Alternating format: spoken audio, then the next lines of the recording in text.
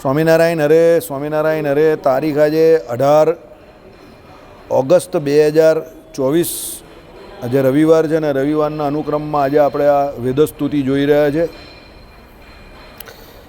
છેલ્લા લગભગ 2 રવિવારથી આપણે જોઈએ છે કે ભાઈ પરમાત્મા જે છે એમનું જ શાસકપણું છે અને પરમાત્મા જે છે તે જ એમ કહી કે અનંત કોટી જીવોની અંદર અંતર્યામી પણ રહીને એનું શાસન કરે છે, એનું નિયમન કરે છે, એના ધારક છે અને આખા એમ કહે કે જગતને ધારવાનું કામ એ પરમાત્મા કરે છે. પરમાત્મા સિવાય બીજો કોઈ શાસક આ દુનિયામાં હકીકતમાં નથી. આપણે કહીએ કે ભાઈ આ રાજા, ફલાણો રાજા, ઢીમકો રાજા, એ બધા પોતપોતાના કર્મ અનુસારે પુણ્યબળને લીધે અમુક સમય પૂરતા રાજા બનેલો હોય.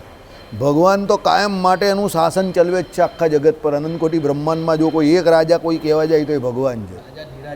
એ રાજા ધીરાજ છે, મહારાજા છે, સમજો.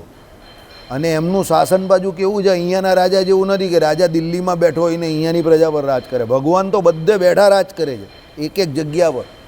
જીવના દરેક કર્મની ઉપર ભગવાનની વોચ છે, નજર છે. ભાઈ તું શું કામ કરે છે, શું કર્મ કરે છે ને એ પ્રમાણે પરમાત્મા ફળ આપે. બરાબર? એટલે હકીકતમાં વાસ્તવિકતામાં જો કોઈ શાસક હોય, રાજા હોય તો એ કોણ છે? ભગવાન છે. ચાલો હવે શ્લોકમાં ઈશ્વરનું નિયંતૃત્વ અને પરમાત્માની ઉપાસનાથી જીવને પ્રાપ્ત થતું નિયંતૃત્વ તથા એ બંનેના નિયંતૃત્વ વચ્ચેનો ભેદ સ્પષ્ટ કરવામાં આવ્યો છે. શાસ્ત્રોમાં 2 પ્રકારના નિયંતૃત્વનો ઉલ્લેખ પણ થાય છે. બરાબર છે. આ શ્લોકને વિશે શું કહ્યું છે કે ભાઈ ભગવાન જે છે એ જ નિયામક છે, એ જ શાસક છે, એ પ્રમાણે વાત કરી છે. એ ભગવાનનું ભજન કરે એટલે પેલો જીવ જે છે એનામાં પણ નિયંતૃત્વ, એટલે એ પણ નિયમ, એટલે નિયંતૃત્વ અહીંયા એનું કેમ કહ્યું કે માયાથી મુક્ત થઈ જાય, ભગવાનના ધામમાં ચાલ્યો જાય એટલે બીજું કોઈ એને બંધન નથી. પણ પાછું કહ્યું કે ભાઈ એ બંનેના નિયંતૃત્વ વચ્ચે ભેદ છે.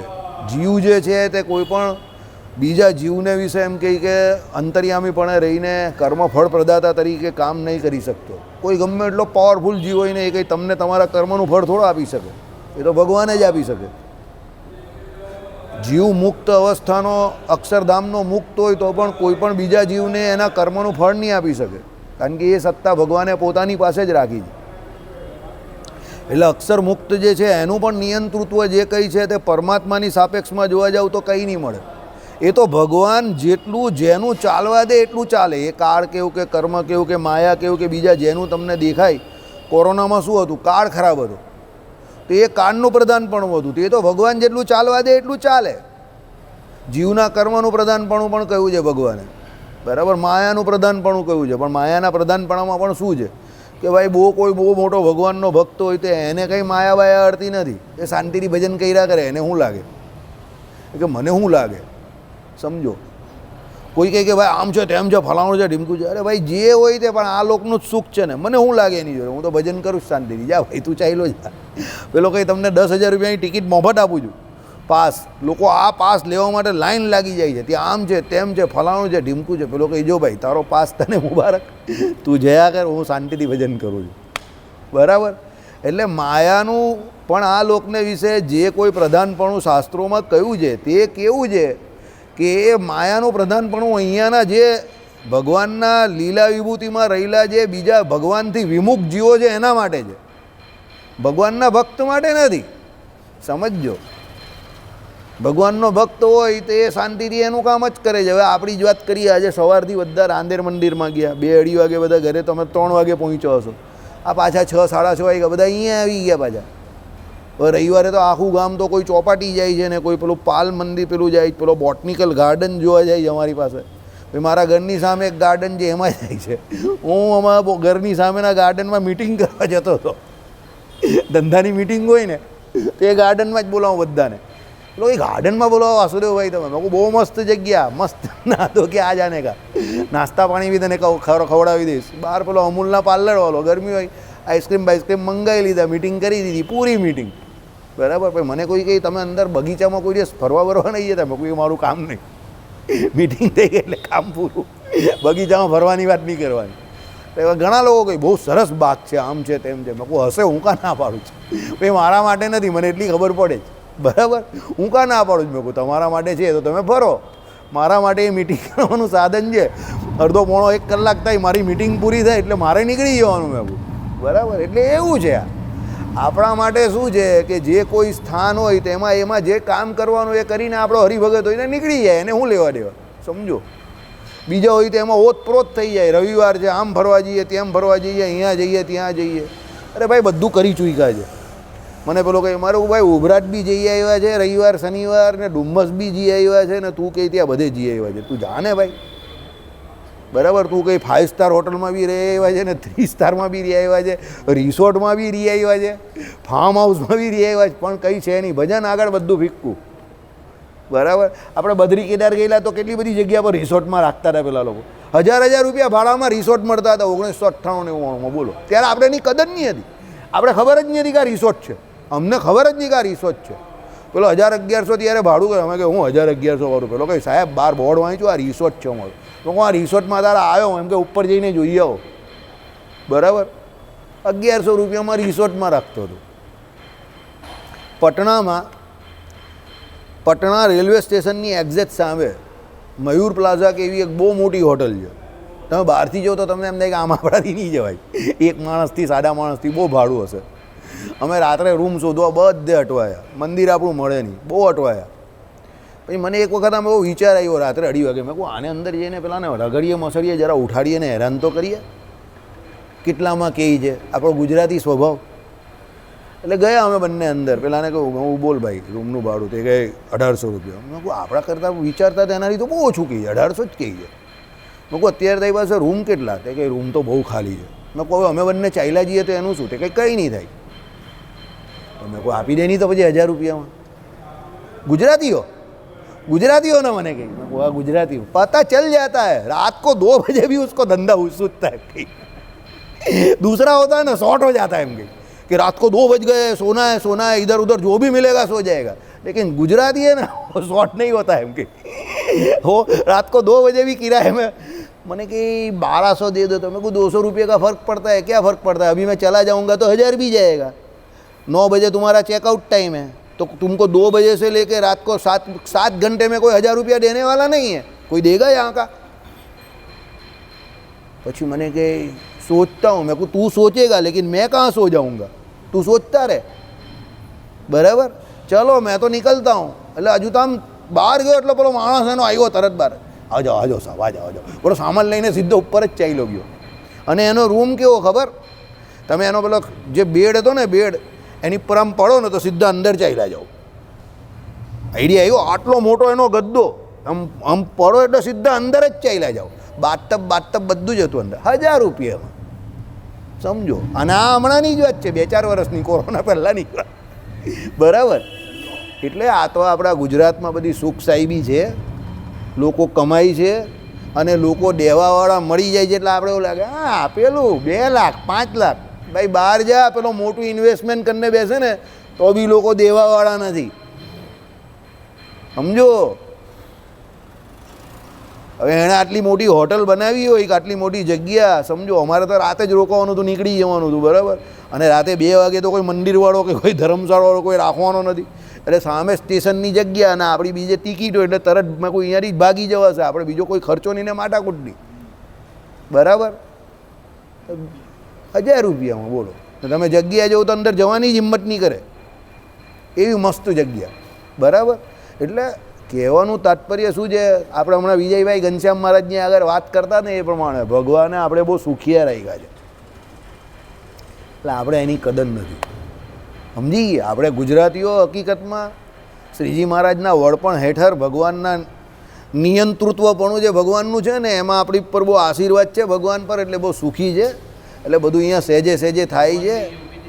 હા, ભગવાન પણ યુપીથી કેમ અહીંયા આવી ગયા, બરાબર. તો શોધીને અહીંયા આવી ગયા. ભગવાન કે આ ગુજરાતમાં સારું છે ભાઈ, અહીંયા આવી જવા દો, બરાબર.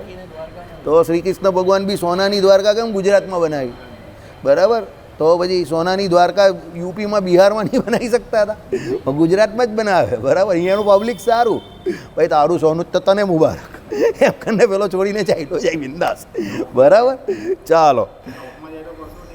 અરે ભાઈ તું જવા દે નહીં ભાઈ. એટલે નિયંતૃત્વ જે છે તે જીવનું પણ કહેલું છે કોઈ જગ્યા પર, શાસ્ત્રોમાં, ઉપનિષદોમાં ઘણી જગ્યા પર આવે છે. પેલો માણસ કન્ફ્યુઝ થઈ જાય. ગીતાજીમાં પણ આવે. પણ એ જીવનું જે નિયંતૃત્વ છે, દેવતાઓનું નિયંતૃત્વ ને એ બધું એ પરમાત્માની ઉપાસનાએ કરીને એમને પ્રાપ્ત થયું છે, અને એ અમુક સમય પૂરતું મર્યાદિત છે, સમજો. અને એમાં પણ પાછું એ બધાને પોતપોતાની મર્યાદાની અંદર એ નિયંતૃત્વનો અમલ કરવાનો છે. ભગવાન તો માટે કંઈ છે કોઈ, બરાબર? There is only one rule in this game. કયો rule? There is no rule. સમજી ગયા? ભગવાનના કાયદામાં કોઈ રૂલ નથી ભાઈ. ભગવાન કહે કે ભાઈ આઈ એમ ધી બોસ, ધણીનો કોઈ ધણી હોય ના. એટલે ભગવાન જે કે એ જ કાયદો. ભાઈ તમે ભગવાનને કાયદો બતાવવા જાઓ, કર્ણ બતાવવા ગયેલા મહાભારતને યુદ્ધને વિશે કે ભાઈ તમે લોકો તો બધા આમ છે ને તેમ છે ને બહુ ધર્મના માનનારા છો. કાલે ઉઠીને ઇતિહાસ શું કહેશે, ભૂગોળ શું કહેશે, નાગરિક શાસ્ત્ર શું કહેશે, ભગવાન કહે જેને જે કે હોય તે કે. બસ અભી તેરા સુપારી અપુન કે પાસે. અર્જુનને કહી દીધું તારે મારવો હોય તો મારી લે, નહીં તો તારી તું જાણે ને એની એ જાણે. અર્જુન કહે કે બિચારાનો રથનું પૈંડું ફસાઈ ગયું છે, હાથમાં હથિયાર નથી. એ ભગવાન કહે બીજી વખત ચાન્સ મળે કે નહીં મળે એ મને નહીં ખબર, બસ અભી इसका सुपारी है तेरे पास, चांस ले ले, निकाल दे इसको अभी. અર્જુન કહે કે આની વાતમાં પોઈન્ટ લાગી છે, ખાલી કોણે જોઈએ, ઉડાડી દીધું, પતી ગયું, કામ તમામ, જા ભાઈ, જય સ્વામિનારાયણ. એટલે ધણીનો કોઈ ધણી મળે નહીં, એ કે એવું જ થાય. પછી એમાં કોઈ પ્રશ્ન ઉપર કોઈ પ્રશ્ન નહીં આવે, પ્રશ્નનો ખાલી જવાબ જ આવે. તમે પ્રશ્ન ઉપર પ્રશ્ન કરો તો માસ્તર કંઈ માર્ક નહીં આપવાનો. માસ્તર કંઈ પ્રશ્નનો જવાબ આપો તો માર્ક આપીશ. પેપર લખવા બે તો પરીક્ષામાં શું હોય? ભગવાન કહે કે તમે લોકો મને હું પ્રશ્ન પૂછો છો, હું સૌથી મોટો પ્રશ્ન જ છું દુનિયાનો, અને સૌથી મોટો જવાબ બી મારી પાસે જ છે. તમારી પાસે શું જવાબ છે? બરાબર? મહાભારતના યુદ્ધમાં આ બધા ઘણા બધા એવા બધા પ્રશ્ન પૂછેલા ભગવાનને. ભાઈ આને આમ કેમ ને પેલાને પેલું કેમ, આચાર્ય દ્રોણ કહીને પેલા કહીને બધાએ બહુ કહ્યું. છેલ્લે અશ્વત્થામાં તો એની મર્યાદાની બહાર ચાલ્યા ગયા ભગવાનનો વિરોધ કરીને. ભગવાન કહે કે જો ભાઈ તું મર્યાદાની બહાર જશે કે ગમે તે કરશે, કે તું મને ભગવાન માને કે ન માને, તને તારા કર્મનું ફળ ભોગવવું પડશે. અત્યાર સુધી ભોગવે છે. આ ભગવાનનું નિયંતૃત્વ પણ કોઈ ગમે એટલી તાકાત બતાવે, સમજજો. એટલા માટે એક વસ્તુ યાદ રાખજો, દુનિયામાં જ્યારે કોઈ જીવને કે કોઈ વ્યક્તિને તમે હેરાન કરો ને પેલો કંઈ ના કરશે ને તો તમને એમ થશે કે આ કંઈ કરતો નથી ને એમાં કંઈ થવાનું નથી, પણ ત્યારે ઉલટી શાન થઈ જજો. એ કંઈ નહીં કરતો ને એ વધારે ડેન્જરસ છે, કારણ કે એના વતી જે બીજો કરે જ ને એ બહુ ખતરનાક માણસ છે. એ પાઈનો હિસાબ લઈ જાય, એક એક કો ચૂન ચૂન કે મારતા હે. સમજી ગયા? એટલે એ કંઈ નહીં કરતો એ બહુ સારી વાત નથી. તમે એમ કે એ કંઈ કરે છે, અરે એ નહીં કરતો એ એની અંદર બેઠેલો કરશે પછી, અને એ બેઠેલો જે દિવસો ઊભો થઈ જશે ને ત્યારે તમને ઊભા નહીં કરી નાખશે, ચટ્ટોપાટ કરી નાખશે. એટલે એ ભગવાનના નિયંતૃત્વપણાને કોઈ દિવસ લલકારતા નહીં. કોઈ શાંત માણસ હોય, સીધો માણસ હોય એટલે એને મસળ કરવાનો ખોટી વાત છે. હિરણ્ય કશુપીને, હિરણ્યાક્ષને, રાવણને, શિશુપાનને બધા બહુ હેરાન કરતા હતા આખી દુનિયાને, કંસને, ઋષિમુનિઓને બધાને. ભગવાને કેટલા સાયલન્ટલી બધાને આવીને પૂરા કરી નાખ્યા. ભગવાને શું કીધું? તું સાયલન્ટ હો જા વરના મેં વાયલન્ટ હો જાઉંગા. બરાબર? હીરો તો ભગવાન જ છે, યાદ રાખજો. બાકીના બધા વિલન. સમજી ગયા ને? એટલે ભગવાનનું નિયંતૃત્વપણું એ શાંત છે, એ બોલતા નથી, પણ એમને જે કરવાનું છે એ કરે જ છે. સમજજો. અને એવી રીતે કરે છે. મારા બા કહેતા હતા ભગવાન ઘનશ્યામ મહારાજ હાથમાં લાકડી કેમ રાખે છે ખબર? એ લાકડીમાં વાગે પણ તમને ખબર નહીં પડે કે આ કોણ મારે છે. ને એ લાકડી લઈને મારવાને આવતા તો બી લાકડી રાખે છે, ને એ મારશે તો બી તને ખબર નહીં પડશે કે આ એની લાકડી છે. બહુ જોર સે લગતી હે, જબ બી લગતી હે તબ. કેવું? બરાબર છે ને? હા. એટલે ભગવાનને ચેલેન્જ કરવા નહીં જવાનું ભાઈ. એનું નિયંતૃત્વપણું છે, એ શાસક છે તે છે જ, અનાદિકાળથી છે. બરાબર? ભૂતકાળમાં જે ચેલેન્જ કરવા ગયા નામો નિશા તક મિટ ગए उनके, इतिहास आज उन सबको एक गाली के रूप में देखता है. સમજો. કોઈના છોકરાનું નામ કોઈ હિરણ્ય કશુપી રાખે જ? અરે કોઈ અંગ્રેજ ગોરાનું નામ પણ તમે હિરણ્ય કશુપી નહીં સાંભળ્યું હોય. એમાં બધા ભલતા નામ હોય, આલ્બર્ટ કોન્સ્ટન્ટીનો, આવા બધા નામ હતા, પણ હિરણ્ય કાશુપી એવું નામ નહીં હોય. બોલાવતો આવતો નામ હોય. બરાબર? હિરણ્યાક્ષ એક ગોરો હતો, એટલે નામ બોલતો હતો, કોઈને ખબર જ નહીં પડે. તો આપણે લાગે એનું નામ હું છે ખબર નહીં પડતી, હું બોલાવતો આવતો. કે આવતો નામ હોય, બોલાવતો આવતો, નહીં ખબર પડે તો શું કરીએ? હવે એવું કંઈ બોલતો તો આપણાથી પ્રોનાઉન્સિએશન નહીં થાય, એને પ્રોનાઉન્સિએટ કરવા માટે આપણે તકલીફ. મેં આવું નામ બોલાવતો આવતો આજથી. બરાબર? આજે પેલા નહીં હતા મારી સામેવાળા, પેલા શું નામ હતું એનું? જયુ પીટર. હા, તો એ ભાઈ એને એ મને 2 વાર કહ્યા જયુ પીટર. તો બી હું એને પેપું જ કહું કે મારું નામ પેપું નથી ભાઈ. હું જયું પીટર મને યાદ રહ્યું તો બી હું પેપું જ કહું 3 વાર. પછી પેલા બાજુવાળા બેન બી એને ઉઠાવવા માંડ્યા, ઓ રાજુભાઈ કેમ છો? મારું નામ રાજુભાઈ નથી ભાઈ. આને બધા જ લેવા માંડ્યા હવે. બરાબર વિચારો, રાજુભાઈ બની ગયો. ચાલો હવે અપરિચ્છિન્ન નિયંતૃત્વ સાંભળો. અપરિચ્છિન્ન કેવી રીતે? માપ વગરનું, અમાપ, લિમિટેડ નથી અહીંયા. અપરિચ્છિન્નનો અર્થ અહીંયા મર્યાદિત નથી એમ. ભગવાનનું કોઈ પણ કાર્ય કે ભગવાનનું કોઈ પણ જે કોઈ શાસન જે કંઈ કહ્યું એને કોઈ મર્યાદામાં બાંધી ન શકે, એટલે અપરિચ્છિન્ન. સાંભળો, એટલે સ્વતંત્ર, સ્વાભાવિક, સ્વતઃ સિદ્ધ નિયામકતા. નિયામકતા ભગવાનની કેવી છે? પહેલી સ્વતંત્ર રીતે. ભગવાને કોઈને જવાબ નથી આપવાનો કે કર્ણને કેમ માર્યો. ભગવાને કોઈને જવાબ નથી આપવાનો. પિતામાં ભીષ્મને પણ ભગવાને હુલ કસેલી મહાભારતના યુદ્ધને વિશે. આચાર્ય દ્રોણને પણ ભગવાને કહેલું. આચાર્ય દ્રોણ લડતા હતા ને ખતરનાક રીતે, તો ભગવાન શ્રી કૃષ્ણએ કહેલું મેં માર દૂંગા, સબકો માર દૂંગા. ભગવાને ત્યારે એવું કહેલું એક વખત, મેં માર દૂંગા, કિસી કો નહીં છોડુંગા. ત્યારે આચાર્ય દ્રોણને લાગ્યું કે હવે આ યુગ આખો બદલાવાનો છે, એટલે આ પરમાત્માની જ ઈચ્છા છે. એટલે પછી એ ઠંડા પડી ગયેલા. ભગવાને ચોખ્ખું કહી દીધેલું બધાને, હું મારીશ તમને બધાને. ભીષ્મ પિતાને પણ ચમકારો બતાવેલો ને પેલું રથનું પૈંડું ઉચકીને. સમજો, એટલે ભગવાનનું જે કર્તૃત્વ છે કે નિયંતૃત્વ છે એ સ્વતંત્ર છે. ભગવાને કોઈને જવાબ નહીં આપવાનો કે તમે આવું કેમ કર્યું. સમજો, એને કંઈ એવું he is not answerable to anybody. એને કંઈ પુસ્તકમાં લખાવવા માટે કે મારું બધા સારું સારું લખે, મારા બધા સ્તુતિ મારી ગાય, મને બધા ખુશામત કરે, મારું બધું સારું સારું લાગે એટલે મારે સારું સારું જ કરવાનું. હા, એવું નહીં ને, સમજો. અરે એ ભલું કરી નાખે, સમજો. એ અર્જુનજીને એવું પણ કહી દે કે મારી બેન મસ્ત છે, ભગાઈ જા. કોઈ બીજો કહી શકે જવું? સુભદ્રાજીને ભગાઈ જાય. એ કહે કે જો તું નહીં ભગાવશો તો દુર્યોધન ભગાઈ જશે. કારણ કે દુર્યોધન દાઉજી જોડે દોસ્તી કરી રહેલો જ, અને સુભદ્રા માટે જ કરી રહેલો જ. આ તને કહી દઉં, એટલે તું ભગાઈ જા, મારે નહીં કહેવું તને. આવું કોઈ કહે? હવે એની બેન વિશે પેલાને આવું કહે, અને એ જઈને બીજાની બેનને ભગાઈને લઈ આવે. હવે આ કંઈ ભગવાન છે યાર? આવો કેવો માણસ? કોઈની બેનને ભગાઈને બી લઈ આવે ને કોઈની પોતાની બેન હોય એને ભગાવી બી દે. હવે આ ભગવાન છે? આમ ટેકનિકલી તો આવું જ કર્યું જ નહીં માણસે, સમજો. પણ એ માણસ નથી, એ ભગવાન છે, સમજો. એ આવું કરી શકે છે, એ સ્વતંત્ર છે. હવે એક કોઈ સામાન્ય વ્યક્તિ આવું કરે તો સમાજ એને કવી દ્રષ્ટિથી જોઈ, પણ ભગવાનને એ ચરિત્ર છે તો લોકો આજ સુધી ગાય છે અને મજા કરે છે. લક્ષ્મીનારાયણ દેવની જય કરે છે. લક્ષ્મીજી પણ સામેથી કહેતા હતા કે ભાઈ આ માતાજીની સેવા કરવા માટે માતાજીના મંદિરે અમે આવવાના છે, ત્યારે અમે એકલા આવીશું, બસ ત્યારે તમે આવીને અમને લઈ જજો. લક્ષ્મીજી પણ આવું કહેતા હતા. એટલે લક્ષ્મીજી પોતે ભગવાનને વરેલા છે, તો અહીંયા સાબિત થાય કે લક્ષ્મીજી ભગવાન માટે સામેથી જાય છે કે તમે અમને લઈ જાઓ. અને આપણે લક્ષ્મીજીની પાછળ ગાંડા થઈ જાય, આવો લક્ષ્મીનારાયણ દેવ વડતાલ જઈને ધૂણાવીએ જ બધા કે આવો ભાઈ. બરાબર? તો સમજો, એટલે ભગવાન સ્વતંત્ર છે, એમને કોઈને જવાબ નથી આપવાનો. એ તો ભગવાન એ ચરિત્રો કેમ કરે છે કે ભગવાનના ભક્તો એ ચરિત્રોને ગાઈને ભગવાન સુધી પહોંચે, એટલે. બાકી એમને કંઈ એવો જવાબ નહીં આપવાનો કે હું બધો સારો દેખાઉં એકદમ. જો એમને સારા દેખાવાની જ પડી હોય કે મારું બધું સારું જ લાગે, તો પેલો જરાસંઘ આવે તો ભગવાન શું કામ ભાગી આવે? ચલો બોલો. પછી પેલા નાના હતા એકદમ ભગવાન, અને પેલાના ઘરમાં કંઈ દૂધ કે કંઈ ખાવા પીવાનું મળ્યું નહીં, તો પછી ભગવાને આના જેવું કામ કેમ કરી નાખ્યું?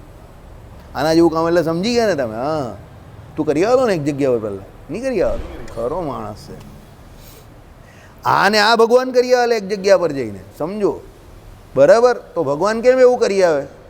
હવે બધાને લોકો કંઈ ભગવાન કરીને કોઈના ઘરમાં આવી, ભગવાન હોઈને કોઈના ઘરમાં જઈને બગાડી આવે, આવું થોડું થાય? પણ કરેલું ને એમણે. એટલે એવું નથી કે ભગવાનને એવું બતાવવું છે લોકોને કે હું બહુ સારો છું ને લોકો મારા ગીત ગાયા કરે. ના, એવું નથી જરા પણ એમને, સમજો. એ શું કહે છે? હું જે કહું તે બધું તમે ગાઓ ભગવાનના ભક્ત, તમારું સારું જ થશે, હું ગમે તે કરું. આ એમની સ્વતંત્રતા. બહુ સમજવા જેવી જ આ વાત, એટલી સહેલી નથી, અઘરી છે જરા. હા, ભૃગુ ઋષિ ગયા. ભૃગુ ઋષિને પૂછ્યું કે ભાઈ, એમણે પરીક્ષા લેવી હતી કે ભાઈ આખી દુનિયામાં સૌથી વધારે કેપેસિટી કોની વધારે? સહન શક્તિ.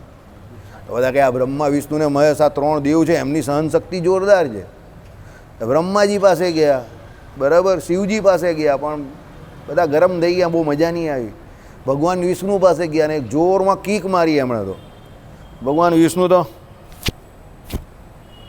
પછી પાછા કીક મારી પછી પણ એની ચરણચંપી કરવા ગયા કે તમે બ્રાહ્મણ છો અને તમે મારી તો એમ કે વજ્ર જેવી છાતી કહી છે, તો મને તો કંઈ થયું નથી, પણ તમે બ્રાહ્મણ છો, તમારા પગને એમ કહી કે બહુ મોટો એમ કહી કે કંઈક દુઃખ દર્દ થયું હશે, તમને વાગ્યું હશે, એમ કરીને ભગવાન એમના ચરણારવિંદને સ્પર્શ કરતા હતા અને દબાવતા હતા.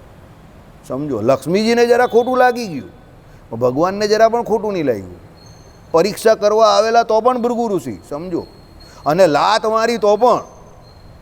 હવે તમે વિચાર કરો, આપણામાંથી કોઈને પણ કે કોઈ સામાન્ય વ્યક્તિને આવીને કોઈ લાત મારે તો એનું પેલાનું આવું રિએક્શન હોય કોઈ પણ દિવસ? અરે પેલાને ઉચકીને ગબડાઈને ફેંકી દે, આના જેવું હોય તો બી ફેંકી દે કે સાલા મને લાત મારે જ, મેં હરવું બગાડ્યું, આમ છે તેમ છે, ફલાણું ઢીમકું, બરાબર. તો ભગવાને કંઈ નહીં કર્યું, પગ દબાવવા ગયા ઉલટી ભૃગુ ઋષિને. हाँ, भगवान ने कह दी तू कितने खूबसूरत है तुम्हारे पैर, इसे जमी पे मत रखना, मैले हो जाएंगे. बराबर, भगवाने कोने कहूँ? भृगु ऋषि ने કહી દીધું. સમજો કેમ? ભગવાન છે, યાદ રાખજો. એમના જે કોઈ ચરિત્રો છે એ બધા ચરિત્રો શાસ્ત્રોમાં જે કોઈ લોકો વિદ્વાનો લખે છે એની પાછળનો મર્મ એટલે જ સમજાવે છે કે ભાઈ એમના બધા ચરિત્રો છે તે સમજવા યોગ્ય છે. સુખદેવજી જેવા મહાન વ્યક્તિ પણ એટલે લખે છે. સામાન્ય વ્યક્તિનું આ કામ જ નથી, એની એટલી સહનશક્તિ જ નથી કે કોઈની લાત ખાઈ અને ઉલટાનું એનો ગુણ લે. લક્ષ્મીજી નારાજ થઈ ગયા, તે નારાજ જ રહ્યા કે આ બ્રાહ્મણોના ઘરે હવે ન જાઉં. પછી જ્યારે પેલા પાલીવાલ બ્રાહ્મણે સેવા કરી લક્ષ્મીજીની, આ રૂક્ષ્મણીજી હતા ત્યારે લેટર જે લઈને ગયા ભગવાનનો પ્રેમપત્ર, એટલે ભગવાનને એમણે જે લક્ષ્મીજીએ પ્રેમપત્ર લખેલો, અને એ પાલીવાલ બ્રાહ્મણ જ્યારે એ પ્રેમપત્ર લઈને ભગવાન પાસે ગયા અને ભગવાન કહે કે ભાઈ શું લાવ્યા તમે? તે કે આ તમને ઉદ્દેશીને લખેલો છે, મારાથી નહીં વંચાય. અરે ભગવાન કહે તમે લઈને આવ્યા ભૂદેવ છો તો વાંચો નહીં. તે કે આ તો પ્રેમપત્ર છે. તો ભગવાન કહે કંઈ નહીં ને, પ્રેમપત્ર એમાં શું વાંધો છે, વાંચો નહીં એમ કહી. તો પેલા એ વાંચ્યો તો એમાં લક્ષ્મીજીએ લખેલું કે ભાઈ તમારું રૂપ ને તમારા ગુણ ને તમારું જે વર્ણન અમે સાંભળ્યું એટલે અમે તમને વરી ચૂક્યા છે, એટલે આ પત્ર મળતાની સાથે જ તમે અમને વરવા માટે આવી જજો. ભગવાન કહે કે તો હવે તમે ટાઈમ કા બગાડો છો? દારૂકને કહ્યું સીધા જ નીકળી જાઓ. તો ભગવાન લેવા આવી ગયા રૂક્ષ્મણીજીને. કેમ? પત્ર મોકલો એટલે સીધા પહોંચી ગયા રૂક્ષ્મણીજીની પાસે જ. મેસેજ આવ્યો ને, બરાબર, સીધા જ પહોંચી ગયા. હવે એ બ્રાહ્મણ પાછા પહોંચ્યા ત્યાં તો ભગવાન પછી યુદ્ધ કરવા આવી જ ગયેલા. તો એ બ્રાહ્મણને પૂછ્યું તો બ્રાહ્મણે ખાલી ઈશારો કર્યો રૂક્ષ્મણીજીને કે તમારું કામ થઈ ગયું. એટલે રૂક્ષ્મણીજી રાજી થઈ ગયા. આજે પણ એ પાલીવાલ બ્રાહ્મણ જે છે ને રાજસ્થાનમાં, બધા પૈસે તકે સુખી છે સુનિલભાઈ. આજે પણ બ્રાહ્મણની દરેક જાતિઓમાં આજે પણ એ પાલીવાલ બ્રાહ્મણના ઘરમાં બહુ સમૃદ્ધિ હોય, બધા સુખી છે. લક્ષ્મીજીનો આશીર્વાદ ફરી ગયો 5,500 વર્ષ પહેલાં. બોલો.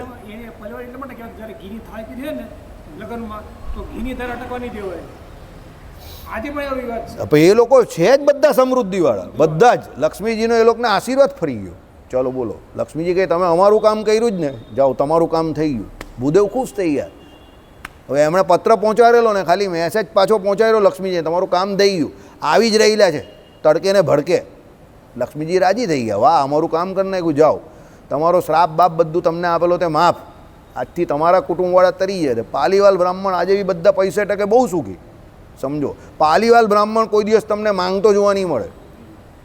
બોલો, આઈડિયા આવી ગયો? આવું છે ભાઈ. આવા બધા ચરિત્ર આપણે સાંભળીએ ત્યારે આપણે થાય કે આ ભાઈ ભગવાને જે કરેલું છે ને તે બધું આપણા માટે બહુ સારું કરેલું છે. બહુ સારું એટલે બહુ સારું.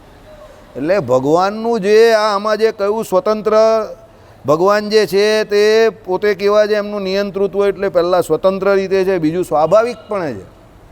એવું કંઈ છે નહીં કે ભાઈ ભગવાને એ નિયંતૃત્વ કરવા માટે કે નિયામક બનવા માટે કે નિયંતા બનવા માટે કંઈ પ્રયત્ન કરવા પડે કે કોઈની જોડે કોઈ રેસમાં ઉતરવું પડે કે કોઈને હરાવવો પડે. એમાં કોઈ હરીફાઈ નથી ભગવાન જોડે કે ભગવાનની કોઈ જોડે. એમાં કોઈ ભગવાનનો હરીફ છે જ નહીં. ભગવાન એકલા જ છે. બરાબર. આ પણ પેલી વાત જેવી છે, मैं रेस में दौड़ रहा था, बहुत तेज़ी से दौड़ रहा था, मेरी दाहिनी ओर से किसी को आगे नहीं जाने देता था, मेरी बाईनी ओर से तो कोई आगे जा ही नहीं सकता. मैं रेस जीत गया, लेकिन आखिर में मुझे पता चला मैं अकेला ही दौड़ रहा था. मुझे लगता था मेरे दाहिने और बाईनी और दोनों ओर लोग दौड़ रहे हैं, लेकिन रेस जीतने के बाद मुझे पता चला मैं अकेला ही दौड़ रहा था. જીવનનો સૌથી મોટો મેસેજ છે આ. સમજી ગયા અશોકભાઈ? આપણે એવું સમજીએ છીએ કે મારા હરીફો કે મારા શત્રુઓ મને પાછળ પાડવા માટે મારી જોડે બધા દોડી રહેલા છે. એકચ્યુઅલી કોઈ હરીફ કે કોઈ શત્રુ તમારી જોડે કોઈ દોડતું જ નથી. તમારા કર્મો જ તમને નીચા પાડે છે, તમારા કર્મો જ તમને ઉંચકે છે. એટલે તમારો કોઈ શત્રુ નથી, કોઈ હરીફ નથી, કોઈ છે જ નહીં. તમે એકલા જ દોડો છો તમારા કર્મ જોડે. શાંતિથી વિચાર કરજો. તમે એકલા જ દોડો છો, તમે એકલા જ જીતો છો ને તમે એકલા જ હારો છો. એમાં કોઈ બીજો વ્યક્તિ જવાબદાર છે જ નહીં. સમજો, એ જે કોઈ વ્યક્તિને તમે જવાબદાર માનો છો એ તો ફક્ત ને ફક્ત પરમાત્મા તમને કર્મનું ફળ એના દ્વારા અપાવે છે. બાકી એ કર્મ ફળ પ્રદાતા નથી કે એ કોઈ તમારું કામ બગાડનારો વ્યક્તિ નથી. તમારું કામ કોઈ બગાડી પણ ન શકે અને તમારું કામ કોઈ સુધારી પણ ન શકે. યાદ રાખજો, નોબડી ઇન ધીસ વર્લ્ડ. વ્યાસજીએ કહ્યું જે પ્રમાણે, શું કહ્યું? જ્યારે તમારું એક કામ સુધરવાનું હોય તો બે સારા માણસ મળી જાય ને બગડવાનું હોય તો બે ખરાબ માણસ. આ જ પ્રારબ્ધ છે. એટલે કે હંમેશા સુકૃત કરો, સારા કામ કરો. બરાબર? Do big be big. મોટા કામ કરો, મોટા બનો. ઓટોમેટિક જ મોટા બની જશો. બીજું કંઈ કરવાની જરૂર નથી.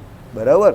એટલે અહીંયા એ જ કરું, થિંક બિગ. પહેલાં સ્વાભાવિક રીતે ભગવાનનું નિયંતૃત્વ છે, એમાં કોઈ હરીફ નથી. પહેલેથી એ ભગવાન હતા જ સ્વાભાવિક રીતે નિયંતા. અનાદિકાળથી એ ભગવાન જ છે નિયંતા સ્વાભાવિક રીતે. સ્વતઃ આમાં લખેલું જ છે, સ્વતઃ સિદ્ધ નિયામકતા. કોઈ ઇલેક્શન નહીં થતું 5 વર્ષે વડાપ્રધાનનું, લોકસભાનું, કે ભાઈ હવે નિયંતા બદલાઈ ગયો દેશનું. લોકશાહીમાં પણ બદલાય ને. રાજાશાહી હતી તો એમ કહે કે રાજા જાય ને બીજો રાજા આવે. આવું કંઈ છે નહીં. આ સ્વતઃ સિદ્ધ એ ભગવાન જ છે પહેલેથી, અનાદિકાળથી નિયંતા જગતના. બરાબર? પરમાત્મામાં આ પ્રકારની નિયામકતા રહેલી છે. આ બધી પરમાત્માની નિયામકતા છે. મુક્તો, બ્રહ્મ, પ્રકૃતિ, પુરુષ આદિ સૌ ઉપરનું પરમાત્માનું નિયંતૃત્વ અપરિચ્છિન્ન નિયંતૃત્વ કહેવાય છે. આ બધાને ભગવાન કંટ્રોલ કરે છે. જો પહેલાં મુક્તો આવી ગયા, બ્રહ્મ આવી ગયા, પ્રકૃતિ આવી ગયા, પુરુષ આવી ગયા. તમે કહો કે આ બધા અલગ અલગ છે કે જુદા જુદા છે? કંઈ નહીં. પુરુષ એટલે અહીંયાના બદ્ધ જીવ ગયા. બરાબર? પ્રકૃતિ એટલે માયા કહી. બરાબર? બ્રહ્મ એટલે અહીંયા તમે જોવા જાઓ ને તો જે મુક્ત જે થાય ને તેને, અને મુક્તો એટલે નિત્ય મુક્તો. પેલા આગળ જે ડિસ્કશન કર્યા ને તે નિત્ય મુક્તો. બરાબર? એને જ કહે છે. એટલે કહેવાનું તાત્પર્ય અહીંયા એવું છે કે આ બધાના પરમાત્મા નિયામક છે. આમાંથી કોઈ સ્વતંત્ર નથી. આપણે હમણાં જે ચર્ચા કરીએ પ્રમાણે કાળનું, કર્મનું કે માયાનું જે પ્રધાનપણું કહ્યું એ ભગવાનને લઈને કહ્યું. બાકી તમારા પ્રારબ્ધમાં કંઈ હોય નહીં ને તમે બહુ મહેનત કરો તો પણ ભગવાને ન દેવું હોય, પાત્રતા ન હોય તો ભગવાન ન દે તમને. અને જ્યારે તમે કંઈ જ નહીં કરતા હો તો પેલો સામેથી આવીને કહે હું અહીંયા બેસી રહેલો છું, ચાલી ભાઈ ઊભો થા નહીં, આળસુની જેમ બેસી રહેલો, ચાલ હવે કાં લઈ ચાલ્યો? અરે તું ચાલી ભાઈ, તમે જાઓ આ કામ કરવાનું છે. તો આપણે દઈએ આમાં શું? અરે તું કરી નાખ નહીં. તો આપણે કરીએ, કંઈ નહીં, કેટલા આટલા મળી જાય, પતી ગયું કામ. તો તમે ઘરમાં બેઠેલા હતા, તમે ઘરમાં જ બેઠેલા હતા ને પેલો તમને આવીને લઈ ગયો. સમજો? બરાબર? અને તમે આગળ બીજા 100 ધક્કા 100 અલગ અલગ જગ્યા પર ખાધેલા પણ તમને કામ નહીં મળતું હતું. અને અત્યારે તમે ઘરમાં બેઠેલા હતા તો પણ પેલો આવીને લઈ ગયો. એટલે અહીંયા એમ નહીં કહ્યું કે તમે તમારો પુરુષાર્થ છોડી દેવું, તે ક્રિયમાણ છોડી દેવું. પણ એવું ન માનતા કે તમે ક્રિયમાણ કરો કે તમે પુરુષાર્થ કરો એટલે તમને એ ભગવાન ફળ આપી જ દેશે. એવું જરૂરી નથી. એ ભગવાન નક્કી કરશે કે તમારો પુરુષાર્થ જે કંઈ છે કે તમારું ક્રિયમાણ જે કંઈ છે તે પરિપાક અવસ્થાને પહોંચ્યું જ કે નહીં પહોંચ્યું. બાકી એ તો બધાને એવું જ લાગે કે હું બધું બરાબર જ કરું છું. પણ એ તારે નક્કી નહીં કરવાનું કે તું બધું બરાબર કરે છે. સમજી ગયો? આ ઇલેક્શનમાં છેલ્લા સાબિત થઈ ગયું ને, 400 પાર 400 પાર 400 પાર કરતા હતા, ફે નીકળી ગઈ 291 લાવતા. સમજો? 400 પાર આવવાની હતી તો આવી? એમ કંઈ કોઈના કહેવાથી આવી જાય 400 પાર? હું કહું કે 400 પાર તો આવે, એ લોકો કહે તો આવી થોડી જાય એમ કંઈ. એટલે કર્મફળ પ્રદાતા એ લોકો નથી. મહેનત તો કરી હશે એ લોકોએ પણ એ લોકોના લેવલ પર. એમ કંઈ 400 પાર નહીં આવે. સમજો? બરાબર? તાત્પર્ય અહીંયા એ છે કે ભગવાન જે છે તે જ નિયંતા છે. પુરુષાર્થ કરે તો ભગવાન ફળ આપે, પણ પુરુષાર્થ કરીને દાદાગીરી નહીં કરવાની. મને જોઈએ છે એમ ઘણા લોકો કહીને એ તો હું કેમ એમ જ થાય. અરે ભાઈ તું કોણ છે ખેત કા બેગન. અને જેટલા મૂર્ખ માણસ હોય ને એ જ બધા આવી રીતે દાવા કરે કે શરત મારે કે બધી ચેલેન્જ રાખે ને આવું બધું, એ બધા મૂર્ખ માણસની નિશાની છે. હોશિયાર માણસ આ બધામાં પડે જ નહીં. એ કંઈ શાંતિથી આપણે આપણું કામ કરો નહીં, મસ્તીથી જીવો નહીં. મૂર્ખ માણસની પહેલી નિશાની વાતે વાતે શરત મારે. બરાબર. બિલ ગેટ્સે શું કહ્યું, મારી પાસે 100 રૂપિયા હશે તો સામાન્ય માણસ શું વિચારશે કે એમાંથી 75 રૂપિયાનો મોબાઈલ લઈ આવું, 10 રૂપિયાનો શર્ટ લઈ આવું. એટલે એણે બધો હિસાબ કરેલો એવી રીતે કે એટલું સસ્તું આવતું નથી. એમ કરીને 100 રૂપિયા વાપરવાનો પ્લાન બનાવશે. નહીં, એમ કે હું એ નહીં કરીશ. હું પહેલાં એ વિચારીશ કે આ 75ને કઈ સારી જગ્યા પર રોકું કે કાલે 75ના 75 100 થાય અને 25 રૂપિયા જ વાપરું. કારણ કે હું જે વસ્તુ આજે નવી લઉં ને તે કાલે જૂની જ થઈ જવાની છે અને 2 દિવસ જ લોકો પૂછશે કે નવું લીધું. એટલે લોકોને બતાવવા માટે હું કંઈ નહીં કરીશ. હું મારા માટે જ જીવીશ અને મારા માટે જ કરીશ. આ મોટા માણસની નિશાની સમજો. મોટો માણસ 250 રૂપિયાનું ટી શર્ટ પહેરીને પણ નીકળે ને કહીને 2500નું છે તો પેલો સામેવાળો 2500નું હશે આણે પહેર્યું છે. અને નાનો માણસ 2500નું પહેરીને નીકળે ને એમ કહીને આપણા મંડળના જ એક ભાઈનું થયેલું 1700 રૂપિયાનો શર્ટ પહેરીને નીકળેલો એ આપણા મંડળનો જ માણસ ને એણે કહ્યું પણ હું 1700નો શર્ટ હાલ પહેરેલો છે. પેલો કંઈ તારી કેપેસિટી નહીં મળે, હું ફેંકાફેંક કરે. એણે પહેરેલો હકીકતમાં 1700નો શર્ટ હતો પણ નહીં માનતો તું કોઈ. હા, એટલે આઈડિયા આવ્યો મોંઘો શર્ટ પહેરવાથી તમે મોટા નહીં બનવાના.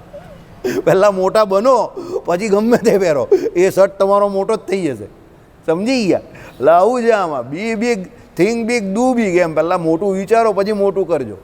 એટલે ભજનમાં પણ એવું છે, પહેલાં શાંતિથી ભજન કરો, ભગવાન કે એ પ્રમાણે ઉપાસના કરો પછી કંઈક પ્રાપ્ત થશે. ઉપાસના વગર કંઈ પ્રાપ્ત કોઈને થયું નહીં ને થવાનું નથી. દાવા કરવાથી કંઈ થતું નથી. સમજો, દાવા તો બધા દુનિયામાં પાકિસ્તાન વર્ષોથી કરે છે, ભારતમાં ये कर देंगे वो कर देंगे ફલાણા कर देंगे ઢીમકા કરી દેંગે. શું થયું?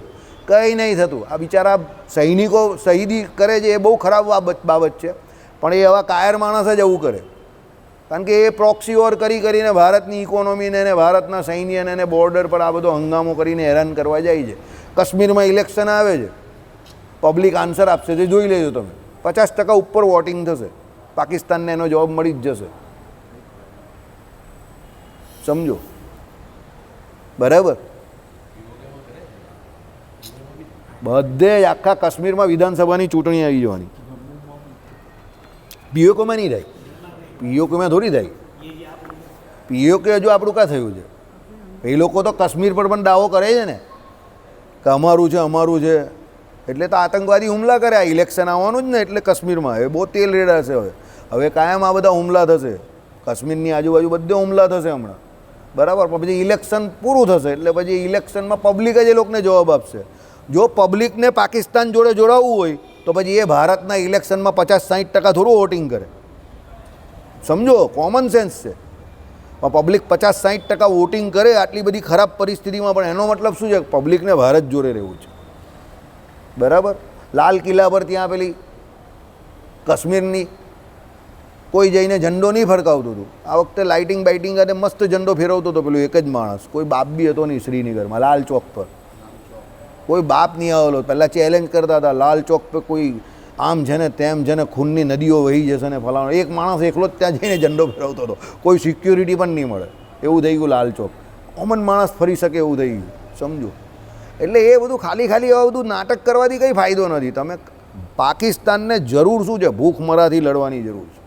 ત્યાંના લોકોને રોજીરોટી નહીં મળતી, લોટ ખાવા નહીં મળતો, એ બેઝિક પ્રયત્ન કરતા નથી ને ગામ જોડે લડવાની વાત કરો, બરાબર. તમારા ઘરના પહેલાં તમે તમારું શ્રેષ્ઠ પ્રદર્શન તમારા ઘરમાં તો આપો, પછી બહારના જોડે લડવા જાઓ. તમારા ઘરના લોકોને ખાવા પીવાનું મળતું નથી અને તમે લોકો જોડે બાહીં ચડાવવા જાઓ છો. અક્કલનું પ્રદર્શન જ્યાં. સમજો, હરિકૃષ્ણ એક્સપોર્ટવાળા ધોળકિયા, એના ઇન્ટરવ્યૂમાં એ હમણાં જ બોલેલા. મને એમની બહુ બધી વાત નથી પસંદ આવતી પણ આ વાત પસંદ આવી. એ કે પહેલાં તમે તમારા ઘરનું શ્રેય કરો, તમે કોઈનું દાન નહીં લેવ એવા પહેલાં થાવ, પછી દાન કરવાની વાત કરજો, બરાબર. પહેલાં તમે તમારા ઘરનું તો રૂડું કરો, પછી આખા ગામને સલાહ આપવા જવાની. તમે તમારા ઘરનું ને તમારું હિત કરી નહીં શકતા ને આખા ગામને સલાહ આપવા જાઓ તે શું કામની? બરાબર. એટલે પહેલાં ભલું તમારે તમારું કરવાનું છે. તમે તમારું જ ભલું નહીં કરી શકતા, બીજાનું શું ભલું કરવાનું? બરાબર. એટલે એવા ખોટા ખોટા ઝઘડા લડાઈ એવું કંઈ કરવું બરવું નહીં, એ તો બેવકૂફીનું કામ છે. સમજો, બેવકૂફ માણસ હંમેશા લડાઈ ઝઘડા કરે, યાદ રાખજો. અને ઇન્ટેલિજન્ટ માણસ હંમેશા ઝઘડા પતાવવાની વાત કરે કે એ કંઈ સમય નહીં બગાડવાનો. એમાં મગજને શાંત રાખવું બહુ જરૂરી છે. એને સમય બગાડવાનું લાગે એ સમય બગડે એમાં. એટલે ટેલેન્ટેડ માણસ હોય ને તે શું વિચારે? સમથિંગ પ્રોડક્ટિવ, કંઈ પ્રોડક્ટિવ કર ભાઈ. આપણા ઝઘડા બગડા કરવા નથી, એમાં કંઈ સમય બગડે છે, મગજ બગડે, શોર્ટ સર્કિટ થાય ખોટું. એના કરતાં કંઈ પ્રોડક્ટિવ કામ લાવો. બરાબર. ચાલો, હવે પરિચ્છિન્ન નિયંતૃત્વ, પરમાત્માનું અપરિચ્છિન્ન નિયંતૃત્વ છે. હવે અહીંયા પરિચ્છિન્નમાં પેલા જીવોનું ને દેવતાઓનું ને એનું આવશે. પરમાત્માની કૃપાથી મુક્તોને પણ નિયામકતા પ્રાપ્ત થાય છે. બરાબર. મુક્તો પણ નિયામકતા કરી શકે છે. આ નિયામકતા સ્વતઃ સિદ્ધ નથી, પરંતુ પરમાત્માની કૃપાથી પ્રાપ્ત થાય છે. એટલે આને પરિચ્છિન્ન નિયંતૃત્વ કહે છે. સમજો, એ ભગવાનની કૃપાથી પ્રાપ્ત થયું છે. એટલે નિત્ય મુક્તોને પણ જે કંઈ પ્રાપ્ત થયું છે અનંતકોટી બ્રહ્માંડમાં, એ એના ધર્મભૂત જ્ઞાને કરીને વ્યાપક થાય છે. બરાબર. હવે એ દરેક જગ્યા પર વ્યાપે અને એ સત્યકામ સત્ય સંકલ્પ થયો અને સામેવાળો શું કરવાનો ને એને એ ખબર પડે છે. સમજો. બરાબર. તે ખબર જે પડે છે એના જ્ઞાનની જે અવસ્થા થઈ તે પરમાત્માની કૃપાથી થઈ છે. બરાબર. ભગવાનની કૃપા ન થાય તો ન થાય. સમજો. બરાબર. એટલે અહીંયા શું કહ્યું? આટલી સ્પષ્ટતા પછી શ્લોકમાં ધ્યાન રાખીને ભાષ્ય અર્થ સમજીએ. હવે એનો અર્થ આખો સમજાવશે. કેટલાક શરીરધારી જીવાત્માઓ પરમાત્માની ઉપાસના કરીને મુક્ત બને છે. ઉપાસના કર્યા વગર કોઈ મુક્ત બનવાનો નથી. આવા મુક્ત જીવાત્માઓને પ્રભુ કૃપાથી સર્વઅંતર્યામીપણું પ્રાપ્ત થાય છે. સર્વઅંતર્યામીપણું પ્રાપ્ત થાય છે. આ પ્રકારે સર્વઅંતર્યામીત્વ પ્રાપ્ત થવાને કારણે મુક્ત જીવાત્મા અન્ય બદ્ધ જીવાત્માઓ કરતાં જુદા પડે એટલું જ નહીં, આ મુક્તોને પરમાત્માની કૃપાથી શાસ્યતા એટલે અન્યને વશ કરવાની શક્તિ, નિયામકતા, નિયંતૃત્વ, અન્યને નિયમનમાં રાખવાની શક્તિ પણ પ્રાપ્ત થાય છે. આ રીતે મુક્તાત્માને પરમાત્માના ઐશ્વર્યના 3 ગુણો અંતર્યામીત્વ, શાસ્યતા અને નિયંતૃત્વ પ્રાપ્ત થાય છે. આ રીતે પરમાત્માના ઐશ્વર્યના અંશરૂપ આ 3 ગુણો જીવાત્મા પ્રાપ્ત કરતો હોવાથી તે અન્ય બદ્ધ જીવોનો અંતર્યામી બને છે. તેમને પોતાના વશમાં પણ રાખી શકે છે. એટલું જ નહીં, તેનો નિયામક પણ બને છે. આવી ત્રિવિધ શક્તિ હોવા છતાં તે સ્વતંત્ર અંતર્યામી, શાસક કે નિયામક બની શકતો નથી. એવી સ્પષ્ટતા આ શ્લોકમાં કરવામાં આવી છે. ભાષ્યકારે ખૂબ જ ગહનતાપૂર્વક તેમજ વિસ્તારપૂર્વક આ બાબતની ચર્ચા કરી છે અને સ્પષ્ટ કર્યું છે કે આ રીતે જીવાત્મા પરમાત્માની કૃપાથી સર્વજ્ઞતા, શાસ્યતા અને નિયામકતા પ્રાપ્ત કરવાથી પરમાત્મા જેવી સત્તા પ્રાપ્ત કરે છે. પરંતુ એ સત્તા પરમાત્માની આજ્ઞામાં રહીને જ ચલાવી શકાય છે. પરમાત્માને અધીન રહીને જ એ સત્તા પ્રાપ્ત કરે છે, સ્વતંત્રપણે નહીં. પરમાત્માની સત્તા સ્વતંત્ર છે, સ્વતઃ સિદ્ધ છે, જ્યારે જીવાત્માની સત્તા પરમાત્માને આધીન છે. સંક્ષેપમાં કહીએ તો પરમાત્માની સત્તા અપરિછિન્ન છે, જ્યારે મુક્ત જીવાત્માની સત્તા પરિછિન્ન છે. આ બાબત સ્પષ્ટ કરવા એક સુંદર ઉદાહરણ આપ્યું છે. જેવી રીતે કોઈ રાજ્યનો માલિક, રાજા પોતે કોઈ આજ્ઞા આપે છે તો તે સ્વતઃ સિદ્ધ, સ્વાભાવિક અને સ્વતંત્ર છે. પરંતુ ઘણીવાર રાજાની આજ્ઞા કરવાની આ સત્તા અમાન્ય આદિ રાજપુરુષોને પણ પ્રાપ્ત થાય છે અને તેમને પ્રાપ્ત થયેલી આ સત્તા થતાં તે સત્તાની રૂએ આપેલી તેમની આજ્ઞા પણ રાજાને જેવી જ ગણાય છે. આમ છતાં રાજાની આજ્ઞા અને રાજસેવકની આજ્ઞામાં તફાવત તો રહે જ છે. રાજસેવકની આજ્ઞા સ્વતંત્ર કે સ્વતઃ સિદ્ધ નથી એવું નથી, એ સમજવું જ રહ્યું. એ રીતે આ શ્લોકમાં કહેવામાં આવ્યું છે કે પરમાત્માનું નિયંતૃત્વ રાજાની માફક સ્વતંત્ર અપરિછિન્ન છે, જ્યારે મુક્તોનું નિયંત્રત્વ પરાધીન પરિછિન્ન છે. હવે આ બધું જ અહીંયા લખેલું જ ને તેમાં બધે અહીંયા હેરા દોરેલા છે. કારણ કે આમાં ઘણી બધી વસ્તુ છે ને માન્ય થતી નથી. પહેલાં આમાં જે મુક્તનું જે અંતર્યામીપણું કહ્યું છે ને એ માન્ય નથી. ઘણા વિદ્વાન લોકો મુક્તનું પણ અંતર્યામીપણું કે શાસકપણું માનતા નથી. એટલે આ બધા પાના ઉપર જો આમ કરીને હેડા મારેલા છે, તમે જોઈ લો. કોઈ પૂર્વના કોઈ ઇન્ટેલિજન્ટ માણસ જો આ બાજુ પણ અહીંયા મારેલા છે. એટલે હું આખું વાંચું છું, કારણ કે આમાં મને પણ બહુ મતલબ નહીં લાગતો. સમજ્યા? સંપ્રદાયના બેઝિક સિદ્ધાંતથી આ વિરુદ્ધ લાગે છે કે ભાઈ જીવાત્માનું અંતર્યામીપણું કે મુક્તનું અંતર્યામીપણું આવું કોઈ જગ્યા પર આપણે સાંભળ્યું કે વાંચ્યું નથી. તે છતાં આમાં લખેલું છે એટલે આપણે વાંચી જઈએ છીએ. એનું કારણ છે, તમે કોઈ શાસ્ત્ર લઈને બેસો ને તો એ શાસ્ત્ર ન્યાયને હિસાબે એવું છે કે એને વાંચવો તો પડે જ, તમે એના અમુક સિદ્ધાંતને માનો કે ન માનો. હવે આવું કોઈ દિવસ આપણા શાસ્ત્રોમાં બીજા કોઈ જગ્યા પર કહ્યું નથી કે મુક્તનું અંતર્યામી પણ. હવે આમાં લખેલું છે એટલે આપણે વાંચી જઈએ છીએ, એટલે હું બધું વાંચું છું, પણ મને આ બહુ માન્ય નથી, બરાબર. પણ હવે હું એક બીજી વાત પણ કહું છું, મારી માન્યતા કે ન માન્યતાથી કંઈ બહુ મોટો ફરક પડતો નથી, સમજો. પણ આપણા બીજા કોઈ શાસ્ત્રોમાં આ પ્રમાણે મુક્તોનું અંતર્યામીપણું મેં નથી વાંચ્યું, કે મને નથી લાગતું. એટલે મને આમાં ડાઉટ જાય છે, સમજો. અને મને પહેલેથી જ ડાઉટ હતો, પણ પછી મેં આ એરો અહીંયા જોયો ને 3 પેજ પર, એટલે મને લાગ્યું કે આની પહેલાં આનો જેણે અભ્યાસ કર્યો હશે તેને પણ એ ડાઉટ ગયો હશે, એટલે આ 3 પાના પર એને એરા મારેલા. જો અહીંયા છે, અહીંયા પણ છે અને અહીંયા પણ છે. હવે તમે કોઈ બીજા કોઈ પાના પર, તો બીજા કોઈ પાના પર એ પ્રમાણે એરા નથી. જો આટલામાં જ છે, આ બધે કોઈ એરા નથી, જોઈ લઉં તો. સમજી ગયા? એટલે કહેવાનું તાત્પર્ય એવું છે કે આમાં ડાઉટ છે. હવે એક વસ્તુ બનેલી અમુક જગ્યા પર એવું બને છે કે ભાઈ જગતગુરુ શંકરાચાર્યએ એક પેલા શૃંગાર રસ માટે રાજાની અંદર પ્રવેશ કરેલો, પણ હવે એ સિદ્ધાંત નહીં કહેવાય. એ તો એમણે શૃંગાર રસ વિશે જાણકારી મેળવી હતી, એટલે રાજાના શરીરને વિશે પોતે અંદર પ્રવેશ કરેલો ને એના જીવાત્મા પર એમણે નિયંત્રણ કરેલું એ સમય માટે, બરાબર. પણ હવે મુક્તો આમાં તો એવું કહ્યું છે કે ભાઈ અંતર્યામી પણ રે ને આ બધું જે લખેલું છે, એટલે એટલી બધી આ વાત ડાયજેસ્ટેબલ નથી. હોઈ પણ શકે અને ન પણ હોઈ શકે, એટલે મેં અત્યારે ખાલી એને વાંચી લીધી છે. આ અભ્યાસ માટે જરૂરી છે કે ભાઈ બીજા કોઈને પૂછવું પડશે આમાં, બરાબર, કે આવું કેમ લખ્યું છે. કદાચ કોઈ શાસ્ત્રોમાં, બીજા શાસ્ત્રોમાં આના પુરાવા હોય તો ઠીક, બાકી કંઈ નહીં. આમાં મને સૌથી મોટો ડાઉટ આ કેમ જાય છે ખબર? મૂળ આનું ભાષ્ય આ જે થયેલું છે ને તે જુનાગઢથી થયેલું છે. આઈડિયા આવી ગયો તમને? એટલે જુનાગઢમાં આવી મુક્તવાળી વાત આવે ને એટલે સમજજો એ ઓરિજિનલ જ્ઞાન કોનું હોય?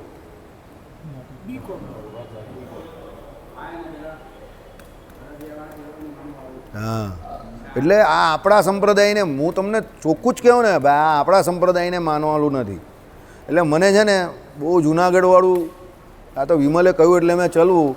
બાકી જુનાગઢવાળી કોઈ બી બાબત જય સ્વામિનારાયણ, એમાં બહુ અમુક ગાલમે લોહે જવી. આવી વાત હરિચરણ સ્વામી પણ કરતા હતા. કયા હરિચરણ સ્વામી? દબાણવાલા નહીં, નોટ દબાણવાલા, સુનિલ.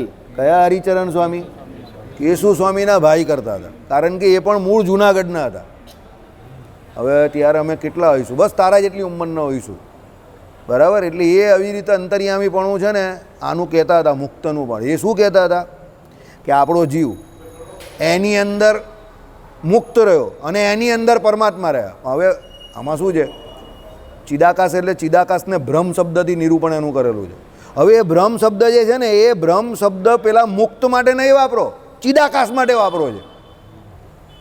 પણ આ લોકો શું છે કે એ બ્રહ્મ શબ્દોનો અર્થ પેલા આ સ્વામી કે પેલા સ્વામી કે જે કોઈ એને માનતા હોય એના માટે વાપરે છે. આપણે કોઈ બહુ વિશેષ ચર્ચા નહીં કરી, પણ આ મત મને માન્ય નથી, બરાબર. આમાં લખેલું છે એટલે આપણે વાંચી જવાનું, પણ જાહેર કરવું જરૂરી છે, કારણ કે જે વ્યક્તિ સાંભળતો હોય એને પણ એ ખબર પડે. કોઈ એકાદ કેસમાં આવું બનેલું હોય પણ એ સિદ્ધાંત તરીકે થોડું લેવાય ગઈ. સમજા મારી વાત? ચાલો. શ્રીપતિમ શ્રીધરમ સર્વદેવીશ્વર